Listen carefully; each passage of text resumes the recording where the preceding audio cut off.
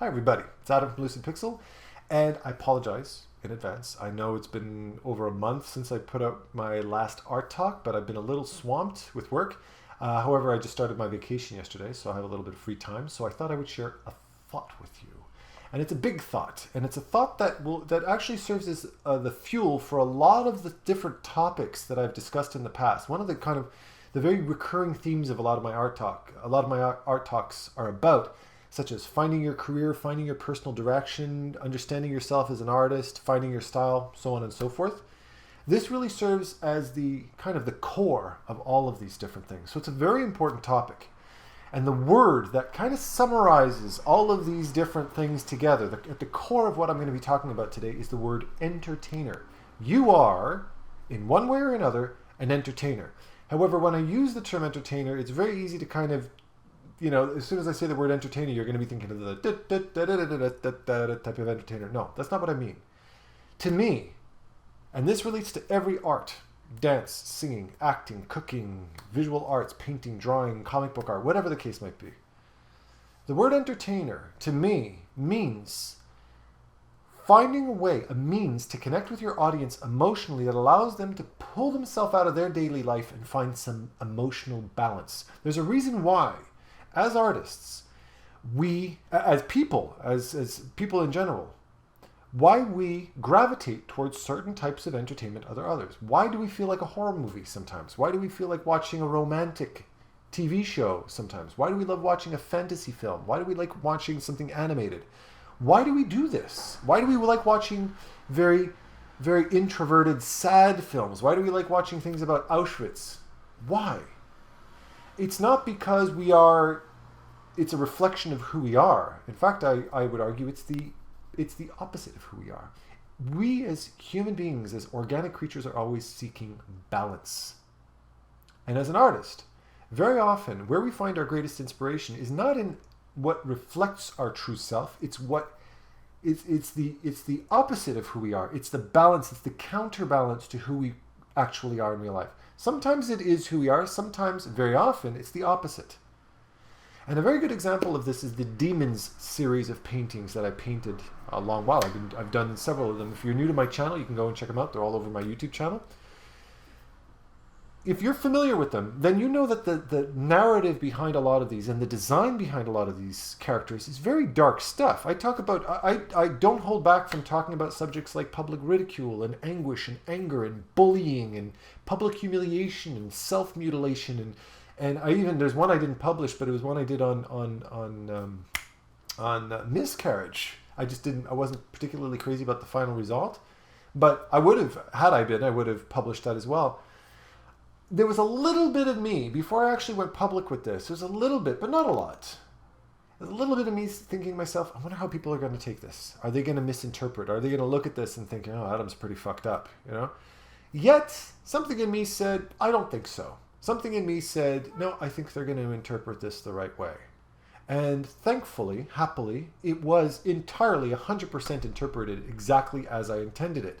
It was interpreted as a form of artistic expression and as a work of art. And that, for several reasons, important reasons that I'm sharing with you today, was a very important learning lesson for me as an artist. Because in real life, I am not dark, I am not a pedophile, I am not an abuser, I am not a bully, I don't self-mutilate, I don't suffer depression, I'm not a pessimist, I'm none of these things. Yet, artistically, felt the need to dig deep into those subjects and explore those subjects and go all the way with them. My audience, you, did not sit there and write back in the comments. You can read the comments. There isn't a single comment that says, dude, you're really fucked up. Of course now, unless some troll watching this video decides to do it, in which case, go for it. Have fun. So anything you can read anything predating this video. It reassured me that I was allowed, it gave me permission to express myself completely, and you, as an absolutely phenomenal audience, completely understood me. That to me made me realize just what an amazing community has accumulated, has grown on my YouTube channel, that I'm kind of surrounded by kindred spirits that get me. And that's kind of cool. I really like that thought. What it did for me artistically is it made me realize, it made me open a door that I've been very shy to open for many years, at least to that degree, and walk through and explore it and realize I didn't get hurt. Nothing bad happened. Because you got to realize what the man that actually painted that stuff. I, in real life, am completely naive. I'm basically a 6-year-old in a 40-year-old's body. I'm always cracking jokes. I'm always watching stand-up comedy. I love fart jokes. I'm as undark as it gets. I'm not pessimistic. I'm not depressed most of the time. I consider myself a very healthy, happy person, right? Train regularly, all that kind of stuff. Yet, artistically, I have a curiosity.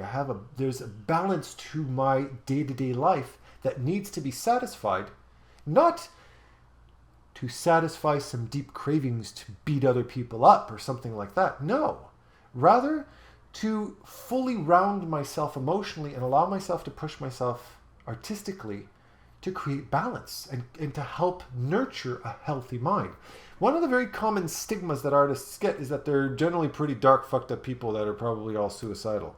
I argue the polar opposite. I would say that most artists are actually emotionally the healthiest people. Most of the people most of the people that I've met in the artistic community, both online through my YouTube channel, my students at LUCIDPIXUL, or when I was studying art in school or working in different studios, always had the best attitude about racism, about LGBTQ subjects. They're always completely accepting and understanding of pretty much anything, within certain reasons, right? They were very well-rounded, healthy, happy people that just, there's very little bigotry and anger and hatred that goes on in the artistic community. And the reason why is because they allow themselves, they have the permission on a daily basis. In fact, it's their job to reach out and push themselves emotionally to different extremes. And very often that extreme is the opposite of who they are in real life, as is the Demons series that I worked on and will continue to work on. If you compare that to somebody who spends every single day of their life in a cubicle, they have to sound professional, they're not allowed to lose their shit, they got to wear the same thing every day, the only form of expression they're allowed is to put a picture of their wife and kids up on the desk. I swear to God, if I had to do that, I have done it. I worked at Sprint Canada, customer service, okay? That environment to me, from an artistic perspective, was suicide. It was a slow death to me. I would much rather work in a sweatshop I'd much rather work in some crappy little minimum wage job than do that shit in a heartbeat. Because one environment is real and you can express yourself, and the other one, you're putting yourself in a constant state of control. So you see a lot of these businessmen and businesswomen that go out partying, and it's not until they get themselves completely stoned and drunk that they can actually start to express themselves. And usually, when they do, they go way too frickin' far, okay? In one of those high schools I went to a Protestant school board where some of the kids smoked up and, maybe they got involved, sexually with people a little bit early and blah, blah, blah, and all that kind of shit. They got it out of their system. By the time they got into college, confided they didn't do anything serious like, dropping acid or cocaine or something like that, and didn't become serious drug addicts, they got it out of their system and they lived healthy lives and they had healthy attitudes. Whereas a lot of these people that, lived, nothing against religion, but I ended up going to a Catholic school for a couple of years, and I swear to God, it was like walking into a time warp. I felt like I was 6 years older than everybody. Everybody was controlled all the time. Their behavior, if I said the F word, they'd get scared and leave little poops and run away, right? And what happened? The moment they got out of high school, a good 45 to 50% of them pregnant, drugs, alcohol abuse. Well, fuck. They had to get something out of their system, right? And they did. They just did so way too much excess and put their life and their lives in harm's way because they didn't have that artistic balance. They didn't have that emotional release. As an artist, push yourself to an extreme. Don't be afraid. But use your common sense, use your taste. Think to yourself, you know in your gut when you've gone too far artistically. You may need to express certain dark things. You may need to do paintings of your children being eaten alive by piranhas just to get that frustration or that thought out of your head, or just for the sake of fucking expressing yourself. You love your kids. You would die if anything. Just the thought of them getting, if you thought your kid tripped and scraped his cheek, you would freak out and run and get the Band-Aid and the polysporin. There's product placement for you. But in this painting, you decapitate them and then shark eats one of them. In your own dark little world, you get that shit out of your system, and then you go upstairs and you give your kids hugs and kisses and 16 marshmallows because you feel terribly guilty for painting dark shit about them, right? But don't hold yourself back. You're painting. It's safe. It's when you take that. It's when life imitates art that you can go too far. When an actor gets so caught up in their role, like what's his face who did the Joker, and then actually pushed him into a bit of a clinical depression. He went so deep into that character. That's when you got to say, okay, guy, you're a brilliant actor. What you've done is amazing, but don't do so at the sacrifice of your health, right? Don't push yourself into a state of depression, because that can be, the damage you can cause can be permanent. So be careful with that kind of stuff. When I expressed myself in the Demon series, I expressed a lot of the thoughts that we all have, in the artistic form, in a way that didn't bring out darkness and dirt and grossness. I expressed dark themes, very visceral, in-your-face dark themes, in a way that was captured beautifully, or at least my focus was on artistic beauty and through artistic expression, so that when people looked at it, they were being entertained. They were being entertained in a way that made them feel, yes, I have those thoughts too. Yes, this is a part of the world that I am aware of too. And the way you've managed to translate these thoughts and feelings that we all have on a daily basis manifest them into actual living creatures, giving them something they can relate to, was what people appreciated about it. They didn't look at it and see it as a reflection of me. They looked at it as a way of me connecting with them on an artistic level. Okay? Give yourself permission to do that kind of stuff. But just know that if you're going to go public with it, there's certain subjects that are going to piss people off. If you're somebody who likes to be controversial, go public with it. Artists do it all the time, right? But please do be an artist about it. Don't just take a crap. Don't film yourself crapping and call it art, because I know idiots that do that shit too. Excuse the pun. So once you tap into that emotional side of yourself, once you tap into that extreme, you start to give yourself permission, and furthermore realize how much further you can push things. You realize just how far you can express and exaggerate things. And that therein lies where you find your niche. You find certain ways of expressing yourself that other people can connect with. But don't force it. This isn't something you can't force. You can't just walk into, you can't just walk into a subject that doesn't mean anything to you and go, yeah, I'm painting about, apartheid, but you don't know jack shit. You don't have any personal connection to apartheid. And people just look at it and go, whatever, okay. It'll feel generic if you can't connect to it on a personal level. Or find something about yourself you can tap into that and dig deep into that kind of subject. Once you do, that helps fuel artistic expression. That helps fuel visual storytelling, narrative, career choices. See where I'm going with this? Okay? You're tapping into the raw, true artist of who you are. And once you do that, you might realize, holy shit, I can find growth and happiness and expression and satisfaction and emotional balance and money, a career, doing things I didn't even know existed.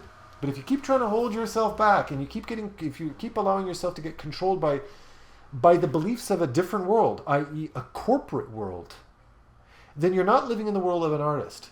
You're living in a world of self-control, of political correctness and all that kind of shit that very often can hold you back. But if you like to paint happy stuff, like Bobby Chu, who likes to paint happy, cute creatures that make us laugh and bring us joy authentically, then do it. Because therein is your form of self-expression. Now, a little something to mention before we close up today's talk is, when you do allow yourself to express, it allows you to purge. It's like writing. When you're very emotionally pent up and you've got too much shit going on in your brain, you purge. You take it out and you just get all your emotions out on a piece of paper. You just express. But there is a bottom to that pit. It's not bottomless. And what you might experience in your life, let's say for years you've had a lot of shit that you've gotten out of your chest, you felt this desire to paint dark stuff and get the shit out of your system over and over and over again. At a certain point, you've let it all out. And you might realize you might reach a certain point in your artistic career where you just don't feel it anymore. You don't feel like expressing, creating these dark, sinister, decaying creatures or zombies. It doesn't feel like you anymore. And listen to that, because if that happens, that means you've hit the bottom of that barrel. And what you need to do at that point is look for the opposite balance. Take it to the next level.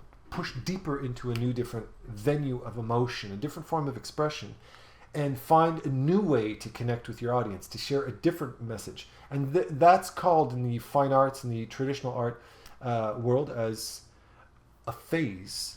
You know, this was Rembrandt's light phase, and this is his color phase, and this is this phase. People go through different moments in their life, depending on your age, circumstances, life occurrences, that kind of shit.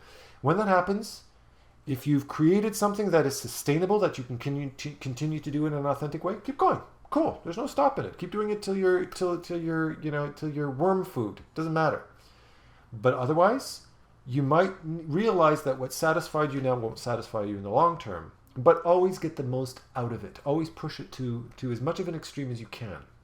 All right? So, hopefully you've enjoyed today's talk. I know it gets pretty intense. I know I get pretty into it and my mouth shoots off pretty fast towards the end. A few things I want to mention. Remember the Brush Sauce Theater Contest? Tyler and I actually just recorded one yesterday. I don't even know if he published it yet. Almost 30 submissions. We had to record it in 2 different sections because there's just so much freaking material to cover. But absolutely incredible growth with these artists. If you're not aware of it, it's basically an art competition. We try to do it on about a monthly schedule where there's a subject, there's a topic. It's usually, you express yourself in whatever artistic style you want. And you can submit art to this competition, and you get free art critique from Tyler Edlin and myself. And sometimes Tyler even invites guest artists, so you get free art critique for your work, and you get a lot of exposure. A lot of people get to check out your work, and it's entirely for yourself. You can submit your work and all that kind of thing. All of the information is going to be in the description below. Remember as well, I've got my art mentorship. Now, I'm on vacation for 2 weeks. However, following those 2 weeks, I think within the next 3 or 4 weeks, I have several spots open. I've got a few spots opening, but not as a marketing pitch. I'm just letting you know they fill fast. So if you want to take the art mentorship, or you want some more information on it, again, the information is in the description below. You can also go to adamduff.com and check out the mentorship section on my website, where you'll get a lot of the information you need, or you can get in touch with me personally. But reserve, if you want to start soon, then you're going to have to reserve. Okay, so make sure to get in touch with me. That's it. I think we're all set. So thank you very much for watching. Don't forget to subscribe if you want to know when I put out my regular videos. I've got lots of them out there. If you like it, hit the like button. If there's any suggestions you have for future art talks, please let me know. Just write them in the description below. Just leave a comment below and let me know what types of subjects you'd like me to talk about, because remember, I'm doing this for you. So, get involved, have fun, happy painting, and enjoy your summer. Take care, everybody. Bye-bye.